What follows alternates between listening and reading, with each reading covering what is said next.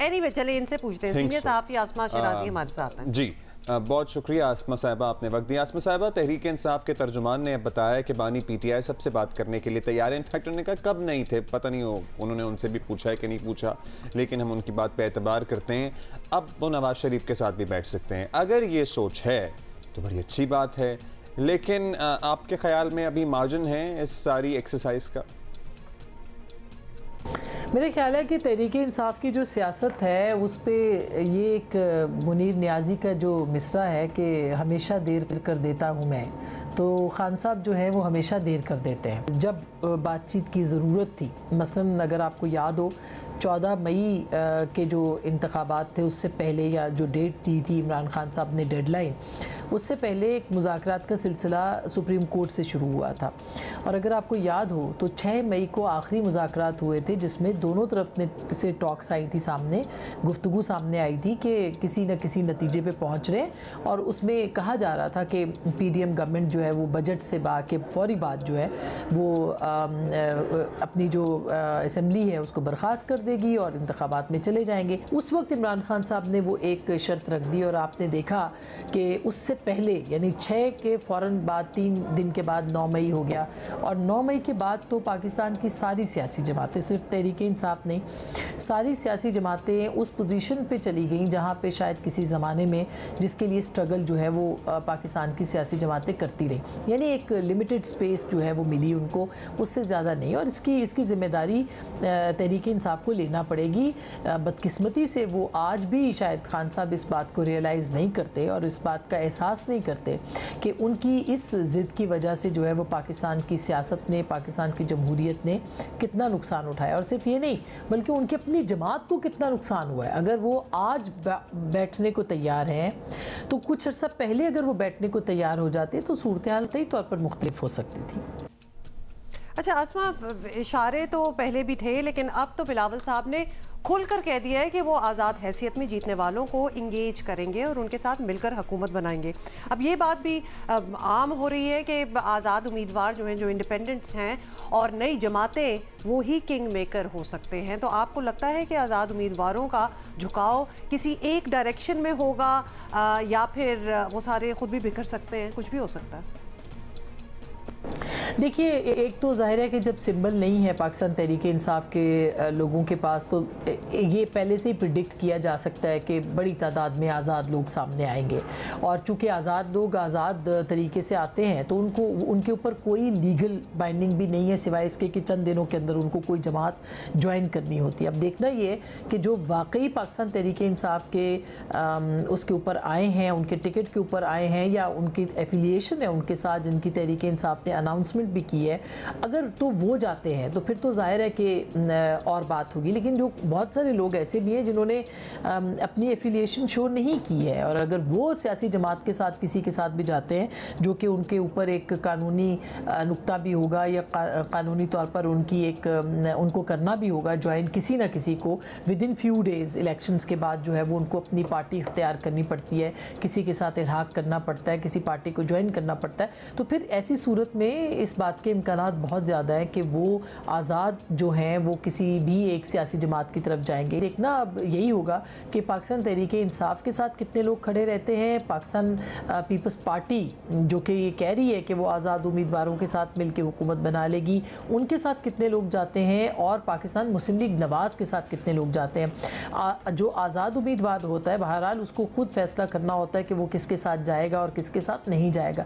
तो ऐसे ही लगता है कि शायद कहीं कोई और क्राइसिस जो है वो जन्म ना ले और ऐसा ना हो कि ये जो आज़ाद हैं ये कोई बजाय ये कि किसी जमात के साथ जाएं, ये अपना एक ग्रुप भी फॉर्म कर सकते हैं। कोई एक पाकिस्तान तहरीक इंसाफ के हवाले से ये एक अहम डेवलपमेंट हो सकती है कि वो अपना अगर आज़ाद ग्रुप उन्होंने खुद ही बना लिया अपनी जमात के हवाले से तो फिर जो है वो मामलात वो भी इम्पॉर्टेंट होंगे क्योंकि इमरान खान साहब इस वक्त चेयरमैन नहीं है अपनी जमात के।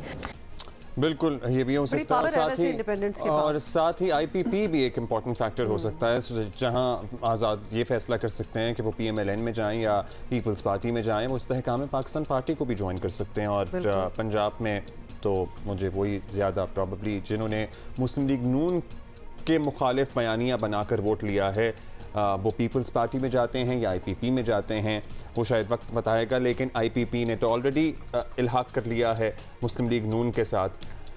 So that is also complicated. Like it would be interesting to watch कि It would be interesting to watch, लेकिन बिलावल साहब जो हैं उन्होंने अपनी नज़रें जमाई हुई हैं इंडिपेंडेंस के ऊपर। Talking about PPPM in PMLN, आसमा साहिबा क्या आपको सूरत हाल लगती है? बहुत ज़्यादा सियासी गोलाबारी जिसे कहते हैं ना हो रही है। बिलावल साहब भी बड़े क्रिटिकल बयानात देते हैं, उधर से भी जवाब आ रहा है, लेकिन फिर लोग कहते हैं कि भाई इंतखाबात के बाद ये सारे रल मिल जाएंगे, इकट्ठे हो जाएंगे और PDM प्लस टाइप एक सिनेरियो नज़र आएगा। मेरे ख्याल है ये तो नज़र ही आ रहा है कि कोई भी जो है वो एक हंग पार्लियामेंट नज़र आ रही है। ये लग रहा है कि कोई भी एक वाज़ी अक्सरियत के साथ सामने नहीं आ पाएगा, उसको किसी न किसी के साथ चलना ही पड़ेगा। अब ये देखना होगा कि PDM की जमातें प्लस पीपल्स पार्टी के साथ यानी PMLN लेड गवर्नमेंट बनती है या पीपल्स पार्टी लेड गवर्नमेंट बनती है, क्योंकि अगर नून लीग लीड करके तमाम जमातों को मिला के गवर्नमेंट बनाती है तो वो एक इम्पॉर्टेंट बात होगी, या पीपल्स पार्टी नून लीग समेत तमाम जमातों को मिला के हुकूमत बनाएगी। तो मौजूदा जो इलेक्शन कैंपेन चल रही है इसमें लग नहीं रहा, बल्कि बिलावल साहब कह चुके हैं कि अगर अक्सरियत PMLN की हुई और वो गवर्नमेंट बनाएंगे तो पीपल्स पार्टी अपोजिशन में बैठेगी। और इसी तरह की सूरत हाल PMLN के अंदर भी नज़र आ रही है कि वो भी पंजाब में हुकूमत बनाना प्रेफर करेंगे, लेकिन वफाक में शायद वो हुकूमत ना बनाए और वहाँ पे पीपल्स पार्टी जो है वो हुकूमत बना ले। और ऐसी सूरत में ये इम्कानात यूँ भी बढ़ जाते हैं कि मुख्तलिफ जो आज़ाद उम्मीदवार हैं, और ख़ास करके आपने देखा होगा बिलावल साहब एड्रेस कर रहे हैं पाकिस्तान तहरीक इंसाफ के जो मामलात हैं उसके हवाले से भी, और उनका जो एक सॉफ्ट कॉर्नर रखने वाला वोटर है और उनका जो वोटर है ख़ुद PTI का, उसको भी अट्रैक्ट करने की कोशिश करें। तो ये ज़ाहिर है कि होगी तो एक मखलूत हुकूमत, लेकिन मुझे नहीं लगता कि पीपल्स पार्टी और PMLN मिल के उस तरह की हुकूमत जो है वो बना पाएंगे। दोनों में से कोई एक इख्तियार में वफाक में होगा।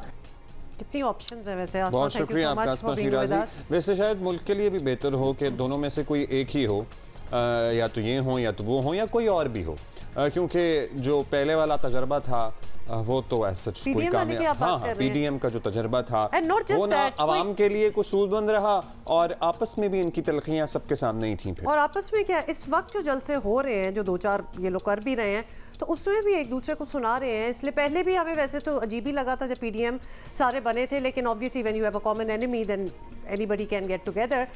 लेकिन अब तो होते हुए मेरा ख्याल है कि किसी को आई एम सॉरी टू से, लेकिन मानना भी नहीं चाहिए कि कैसे हो जाता है कि जब आपका अपना फायदा हो तो जल्दी से सारे जुड़ जाते हैं। क्योंकि फैसल वोटा साहब ये भी कहते हुए नजर आए ना कि प्रोबेबली अगर PMLN से प्राइम मिनिस्टर बनते हैं तो प्रेसिडेंसी में पीपल्स पार्टी के लीडरान की तस्वीरें उन्हें अभी से लगती हुई नजर आ रही हैं। किसकी?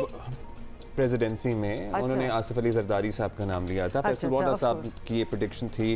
फिर उन्होंने कहा कि अगर ये हो गया तो ये मामला जो है मुल्क के लिए कैसा होगा, क्योंकि एक बार तो देख ही चुके हैं सारे लोग।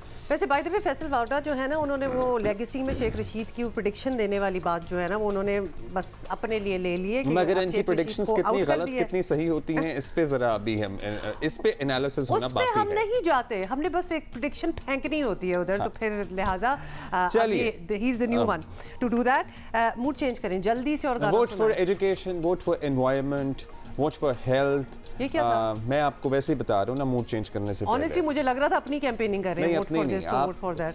पॉपुलेशन कंट्रोल को वोट दें, तालीम को वोट दें, हेल्थ को वोट दें, माहौल। और ये इतने बड़े बाय द वे टॉपिक्स हैं कि अगर तो ये मिस आउट कर रहे हैं कोई अपने स्पीचों में, मैनिफेस्टो में, अपनी पॉलिसीज में जो प्रपोज कर रहे हैं, अगर तो ये मिस आउट कर रहे हैं तो that in itself is a red flag. नहीं, आप मुझे कंप्लीट करने दो ना। अच्छा जी, Huma ji, that in itself is a red flag. तो आपको ये पूछना चाहिए।